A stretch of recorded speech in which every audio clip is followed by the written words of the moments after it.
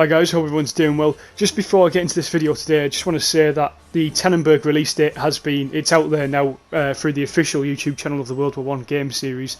Now, I had a video on with what I thought was a release date, and I've now took that video down because I don't want misinformation to spread.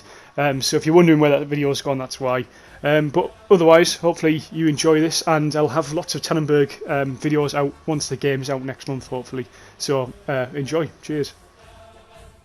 So Verdun's one of these games where even if you're really good at shooting and stuff, you can still have your bad days. I suppose it's like any first-person shooter. Some days you do well, you hit every shot, and on other days you don't. And Verdun's exactly like this. And another thing about Verdun is you have to get used to being killed anyway, because it's a World War I shooter. Some guns are overpowered, some guns are underpowered. It's just how it is.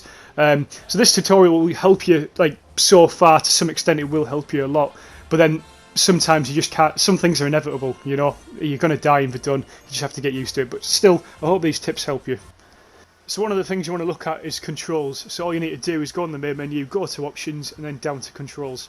Now in controls you've got a few different settings. You've got sensitivity, aim and sensitivity, horizontal, vertical, and so on. So first of all, your main sensitivity. This is just I think it's when you're not aiming down the sight, and it's how you sort of look around, and that mine's on 8 and that does me just fine. That's a personal preference thing. Now with the aim and sensitivity, again it's personal preference, but also it's very situational. Now when you're in the trenches, your aim and sensitivity wants to be very high in terms of when you're killing people who are also in your trench with you, because people move quick and it's all about reaction speed. However, when you're shooting someone who's running towards the trench who might be further out in the field, you want your sensitivity lower, because also you want to have an accurate shot. If your sensitivity is too high when they're far away, you're not going to get that accurate shot. So it's having a mix of both. So obviously you can't keep changing it. Well, you could, but it'd be difficult. But when you're in game, you want something that's a bit of both. You know, you want something that's not too high but not too low. So I've got mine around 4.5. But again, it is personal preference. But that works for me. Now further down on the options, you've also got the toggle options. So you can see there's manual bolting, reloading, toggle ADS. Now, just a few changes we're going to do is toggle sprint. I'd recommend putting that on. That just helps with gameplay. It smoothens it out a bit, and it just makes sure you're not always sprinting, because sometimes if you're always sprinting, you get caught out when you haven't got any sprint left, and you can get killed and things. And then toggle hold breath. That's really helpful.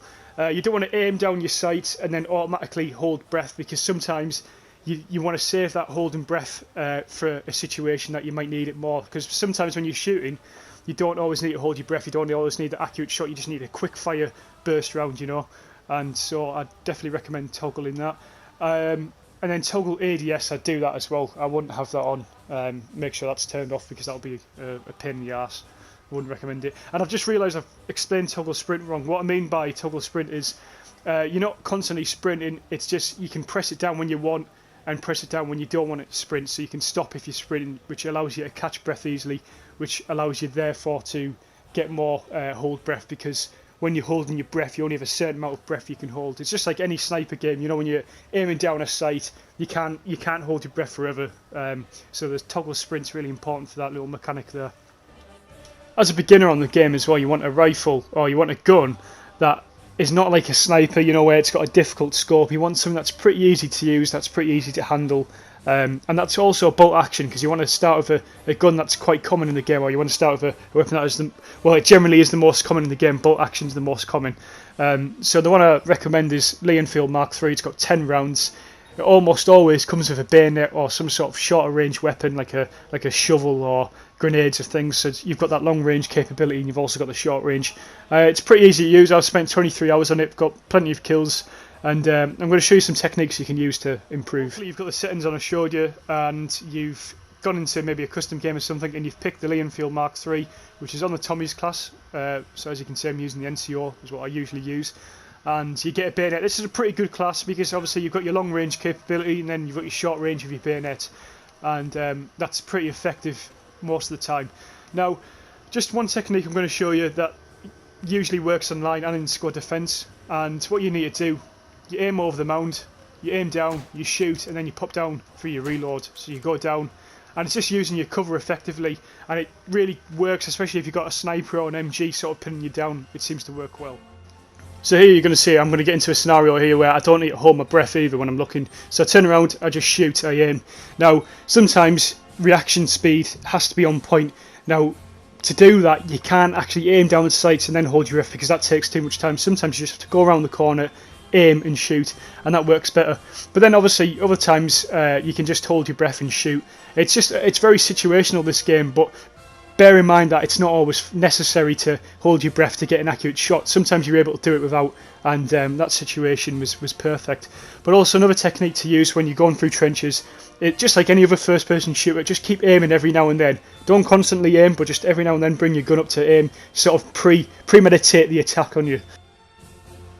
Alright, so another great technique to use is squad defense. Now, squad defense is one of the best game modes. Well, it is the best game mode on the game to practice your aim, because you've just got waves of enemies running at you. And it's good to play with a friend, because it does get difficult after a while.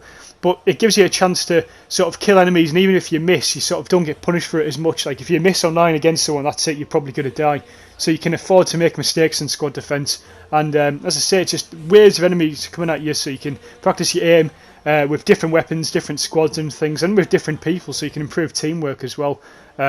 But again, it's a perfect game mode for it, because you can also use your sort of secondary weapons like your pistols and stuff, and it's just a good way to get a feel for the game.